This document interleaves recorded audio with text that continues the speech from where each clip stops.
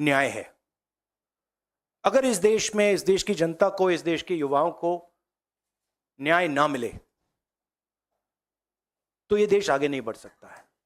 और मैंने बहुत बार बोला है और मैं बोलता रहूंगा, और हम ये काम करके दिखा देंगे कि कास्ट सेंसस के बिना इस देश के युवाओं को न्याय नहीं मिल सकता। और यह पूरा का पूरा डिस्ट्रैक्शन जो हो रहा है, जब अदानी जी पैसा चोरी करते हैं, किससे चोरी करते हैं? देश की आम युवा से चोरी करते हैं, पिछड़ों से चोरी करते हैं, दलितों से चोरी करते हैं, आदिवासियों से चोरी करते हैं। जब अदानी जी कोयले में, ऑस्ट्रेलिया में जब नाव चलती है, यहां आती है, जब वो ओवर इनवॉइसिंग करते हैं, तो अदानी जी किसकी जेब से चोरी कर रहे हैं पैसा?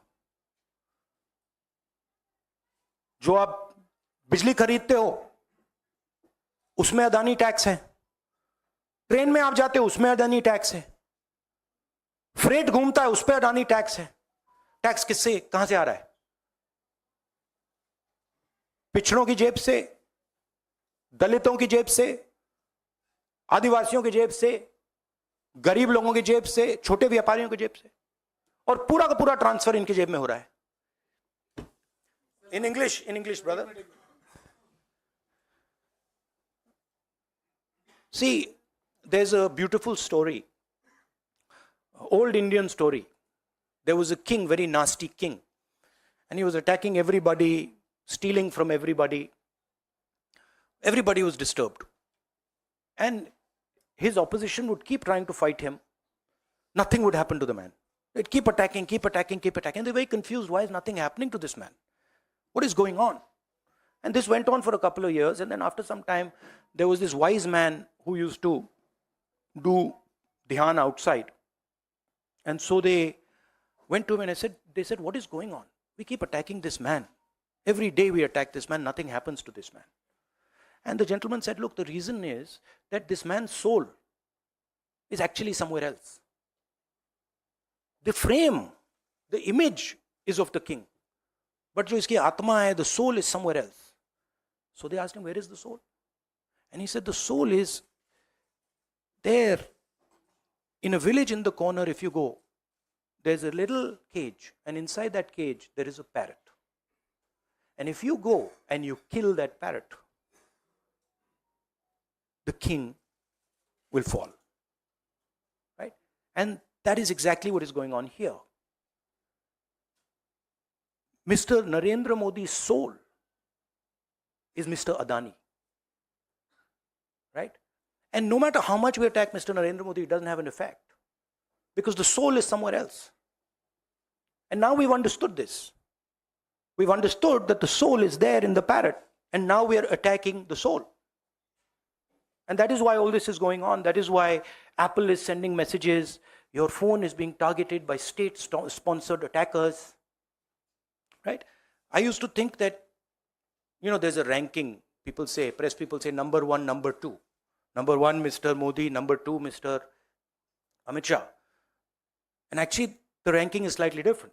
It's number one, Mr. Adani. Number two, Mr. Modi. Number three, Mr. Amit Shah.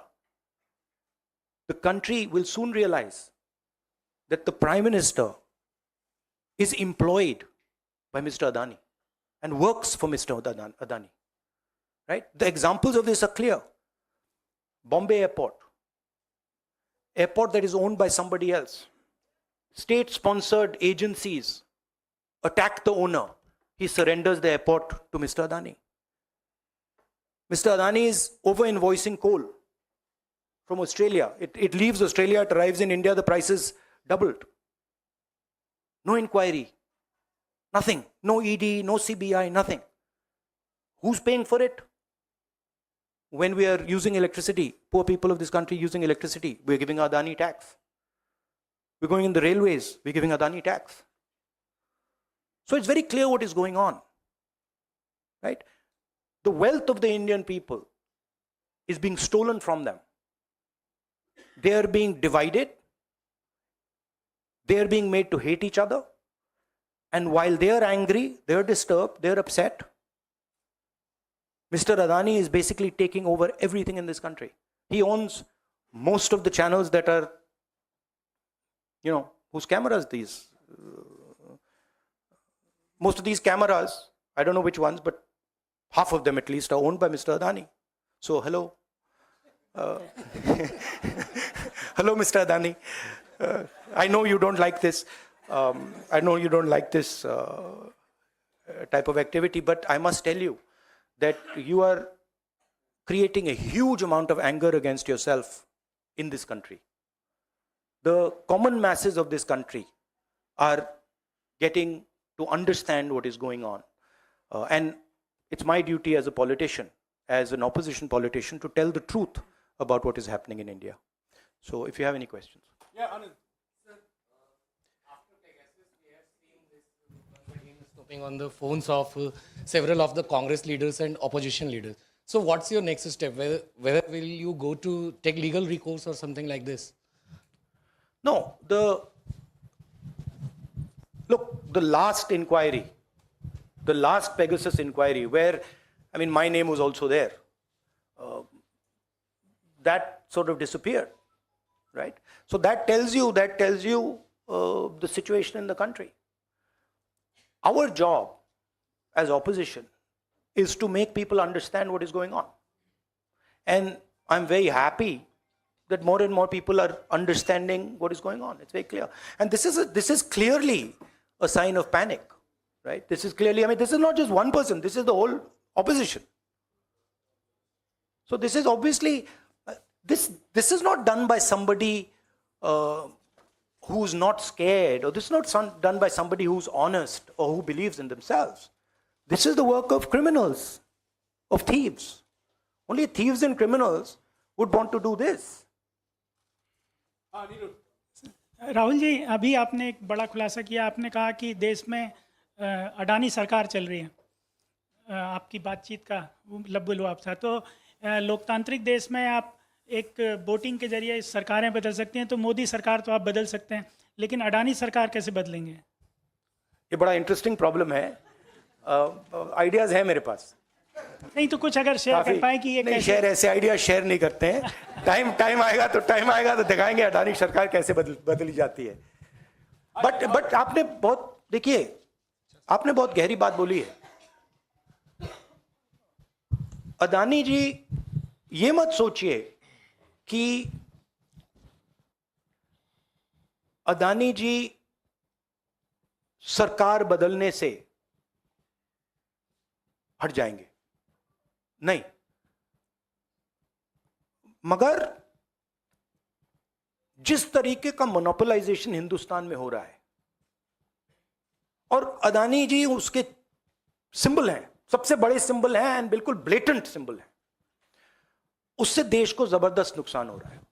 उससे हमारी डेमोक्रेसी टूट रही है, हमारे लोगों का पैसा चोरी हो रहा है, हमारे इंस्टीट्यूशंस कोलैप्स कर रहे हैं। तो बीजेपी की सरकार और बीजेपी का जो फाइनेंशियल सिस्टम है वो डायरेक्टली लिंक्ड है इनके साथ। बट चुनाव जीतने से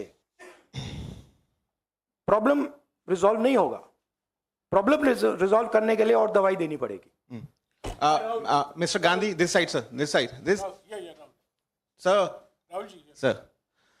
Sir, you've been raising Adani issue and crony capitalism for quite some time now. Do you firmly believe that this issue is also resonating and echoing in general public? And if yes, are you going to make this important poll plank in 2024 as you made Rafael in 2029?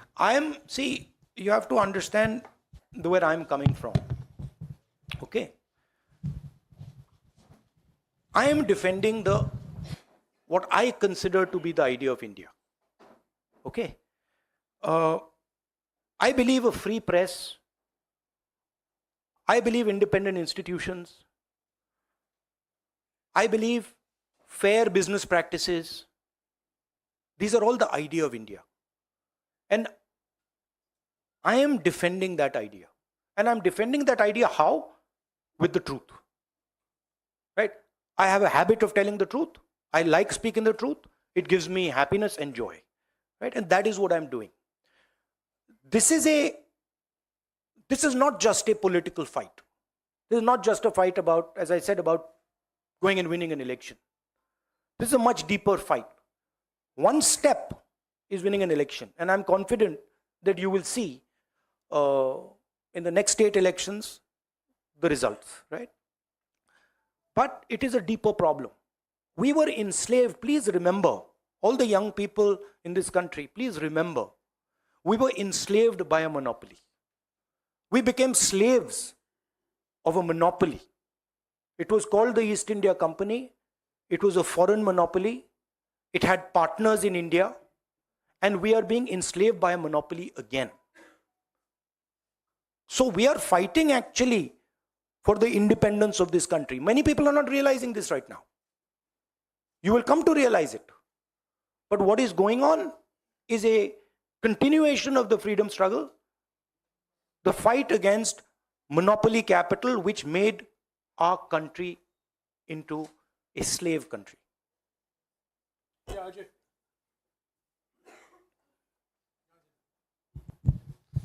Rahul ji, अब आपको राजा के तोते का भी पता चल गया है और आप पिछले कुछ सालों से लगातार अडानी के मुद्दे को उठा रहे हैं। आपको लगता है कि ये जो लड़ाई है, अडानी, आप लगातार कहते हैं कि आपको अडानी से प्रॉब्लम नहीं है, मोनोपोलिज्म से प्रॉब्लम है।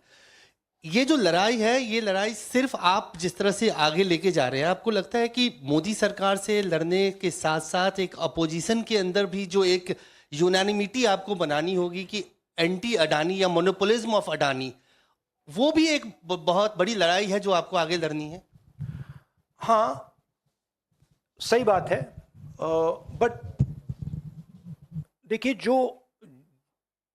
जिस लेवल का मोनोपोलाइजेशन हो रहा है, ठीक है, उससे सारे लोगों पर असर पड़ रहा है। आप झिझक के क्वेश्चन पूछ रहे हो, जनरली आप नहीं, बट जनरली जो आप थोड़ा घबरा के क्वेश्चंस पूछते हो, उसी मोनोपोली का असर है। ठीक है, कोई गैस सिलेंडर 1000 रुपए का दे रहा है, उसका लिंकेज है कोयले से, उसका भी कारण मोनोपोली, अदानी। एयरपोर्ट में अदानी, माल अंदर आता है हिंदुस्तान में, अदानी। तो मोनोपोली का इफेक्ट सिर्फ पॉलिटिकल लोगों को नहीं हो रहा है। हिंदुस्तान दो भागों में बट रहा है, एक प्रो मोनोपोली, एक एंटी मोनोपोली। जो अदानी जी के खिलाफ बिजनेस वाले लोग हैं, वो भी इस बात को समझ रहे हैं, दे आर एंटी मोनोपोली। तो देश दो पार्ट्स में डिवाइड हो रहा है, प्रो मोनोपोली,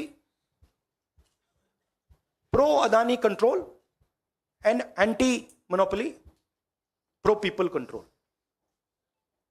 ठीक है, उसमें जनरली जो ऑपोजिशन की पोजीशन है, ब्रॉड जो पोजीशन है, वो एंटी मोनोपोली कंट्रोल है। राहुल जी नमस्कार। हाँ,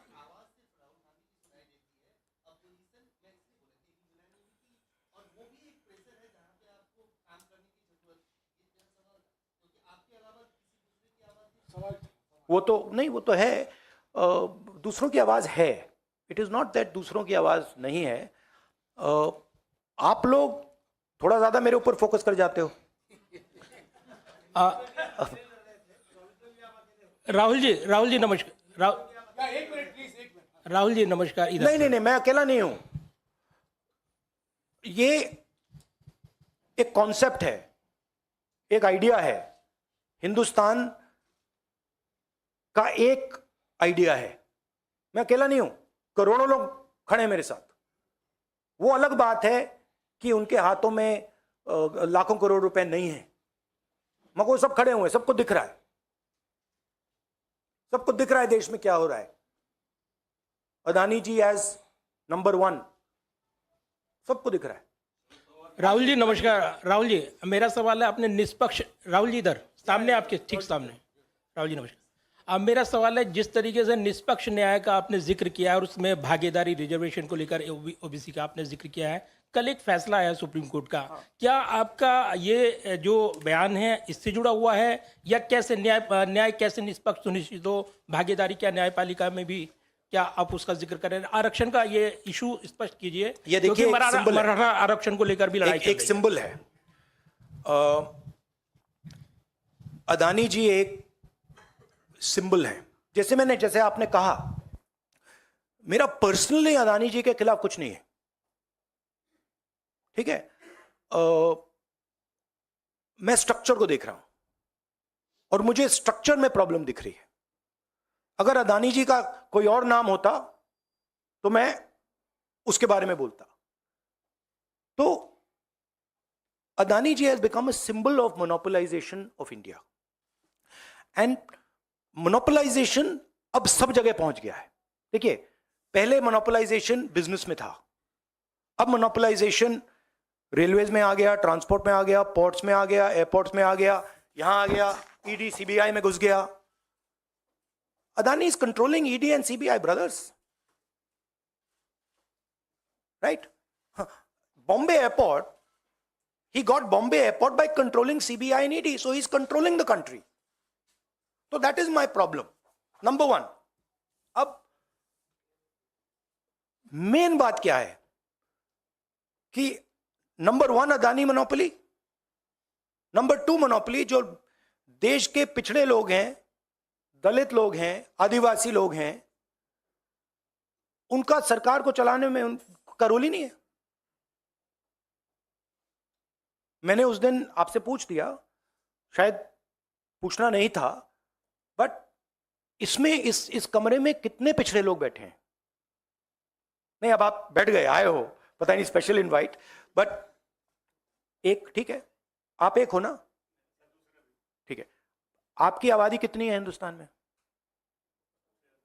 कितनी होगी? ओके, अब आप देखिए, आप हैं रिपोर्टर्स। अब आप मुझे बताइए, इंडिया के जो टॉप मीडिया कंपनीज हैं जो आपको कंट्रोल करती हैं, उनमें से ओबीसी सीईओज कितने हैं? दलित सीईओज कितने हैं? आदिवासी सीईओज कितने हैं? ओनर्स कितने हैं? जीरो। अब this is a huge problem for the country. This is another type of monopoly. So these two monopolies are connected. Adani's monopoly and caste census are directly connected. And what I'm trying to do is show the connection to the people of India. कि ये connected है, कि यहां पे 90 लोग हिंदुस्तान को चलाते हैं, उसमें 3 पिछड़े हैं, पिछड़ों की आबादी 50%, बजट का कंट्रोल 5%, आदिवासियों की आबादी 12%, कंट्रोल 0.01%, मतलब 100 रुपए में से 10 पैसे, दलितों का कंट्रोल 1%, 100 रुपए में से 1 रुपया। तो दिस इज नॉट एक्सेप्टेबल। अगर हम मतलब सुपर पावर की बात कर रहे हैं, देश की प्रगति की बात कर रहे हैं, तो ये स्ट्रक्चर एक्सेप्टेबल ही नहीं है। इसीलिए मैं कास्ट सेंसस का सवाल उठा रहा हूं। And caste census is what? It's X-ray. हम ये भी नहीं कह रहे हैं कि एक्शन क्या लेना है, हम ये कह रहे हैं भैया पहले एक्सरे लो, पता लगाओ इस देश में अदानी कितने हैं, पिछड़े कितने हैं, दलित कितने हैं, आदिवासी कितने हैं। एक बार डेटा आ जाएगा, उसके बाद हम जो हिंदुस्तान के डेवलपमेंट के नेक्स्ट स्टेप है, रेवोल्यूशनरी स्टेप है, उसको हम शुरू कर सकेंगे। तो ये मेरा मेन पॉइंट है। अजी अरुण हाँ, अरुण हेलो, ये सब सिम्टम्स है ना, ये सारे के सारे मोनोपोली के सिम्टम्स हैं।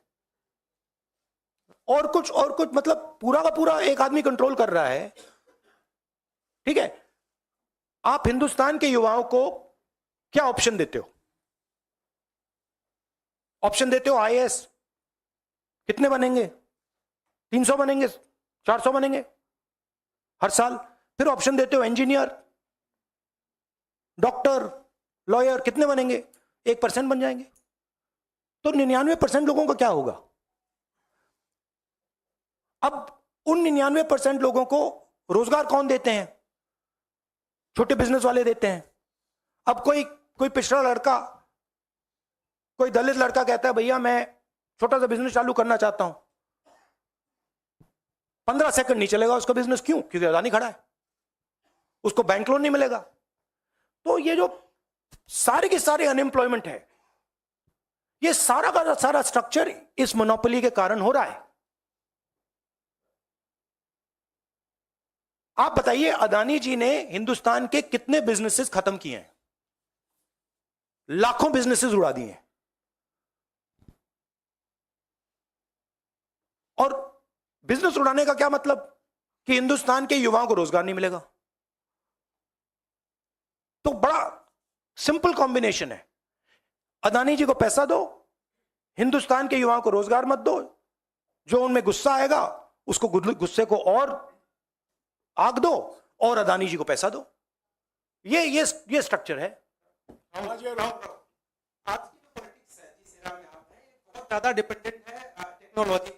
और आप पेगासस से लेके आज तक जिस तरह से आप लगातार आरोप लगा रहे हैं और जिस तरह के मामले सामने आ रहे हैं, आपको लगता है कि विचारों का स्वतंत्र प्रवाह नहीं हो पाता है? जब आप फोन उठाते हैं तो आप हिचकते हैं, उस पर बात करने से सकते हैं, और इसकी वजह से जो तैयारियां चुनाव की है या पार्टी की रणनीति को अफेक्ट होती है, प्रभावित होती है।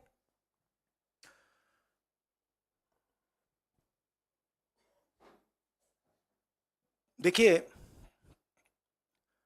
एक लेवल पे होता है।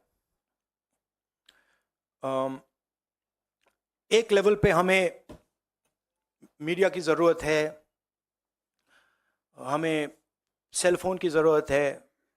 मेरा मतलब यूट्यूब चैनल है मेरा, उसको बंद कर रखा है, मतलब सप्रेस कर रखा है। मेरे ट्विटर को सप्रेस कर रखा है, फेसबुक को सप्रेस कर रखा है। हम सब जानते हैं। आपको आंकड़े चाहिए हम दे देंगे। एक लेवल पे ये है, बट दूसरी लेवल पे क्या होता है, जब ये सारे रास्ते बंद हो जाते हैं तो फिर हमें इनोवेट करने की जरूरत होती है, और फिर सचमुच की राजनीति शुरू होती है।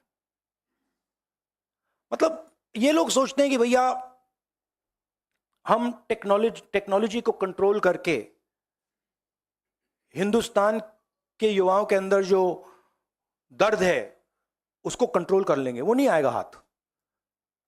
हम अडेप्ट कर रहे हैं। भारत जोड़ो इसका एक बहुत अच्छा उदाहरण है। उसमें कोई टेक्नोलॉजी की जरूरत नहीं है। आप पूरी टेक्नोलॉजी बंद कर दो, बंद की इन्होंने, पूरा मतलब दम लगा दिया, कोई फर्क नहीं पड़ता।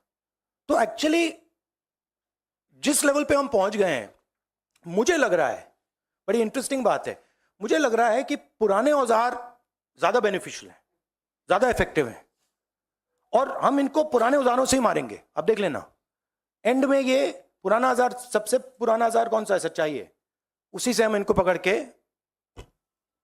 आखिरी सवाल संजीव। कोई भाग नहीं सकता। Last time, this issue, the issue of snooping came up was last year, when the Pegasus issue had come up and the entire monsoon session of parliament had been washed away. Now, this time again, this issue has come up. So how are you going to strengthen the voice against this issue, and whether it is going to die down again, and what you plan to do going forward, whether you're going to move the court or go to the people, or how? No, we are, as I've been saying, we have moved. Our political system has moved, right? It started in 2014. I would in fact say it started, in 2014. I would say that the concept started in Gujarat in 2002. And then the concept evolved, and the concept spread, the idea spread from Gujarat, which was pure monopoly, to the rest of India. We have now entered a different politics, where the old tools and structures don't work. Look, this, if you had given me this in, Manmohan Singh ji's government time or Vajpayee ji's government time, this was a explosive. This was like dynamite. It would blow any government to bits. If you had given, in Vajpayee's government, if you had given me Rafael, I'd have blown the government. You wouldn't have found the government, right? If you had even given me the fact that CBI raids the Bombay airport owners and the thing goes to Mr. Adani, that would have toppled the government, right? So the old tools just don't work anymore, which means that the structure is broken, which means new tools have to come and then new structure has to be built, which for me is a very interesting and exciting time. Because, no, seriously, because we can construct things that we could never have imagined 5 years ago, 7 years ago, 10 years ago. मतलब यहां रास्ता बंद हो गया, but बहुत बड़ा मैदान खुल गया है. और अगर हम हिंदुस्तान की प्रगति के बारे में सोच रहे हैं तो बहुत बड़ी अपॉर्चुनिटीज हैं. तो don't think that I am feeling low. Many people feel, very upset, BJP. No. I am very, very happy, optimistic that our beautiful country is continuing its tradition, continuing its journey, and is going to open an entirely new chapter.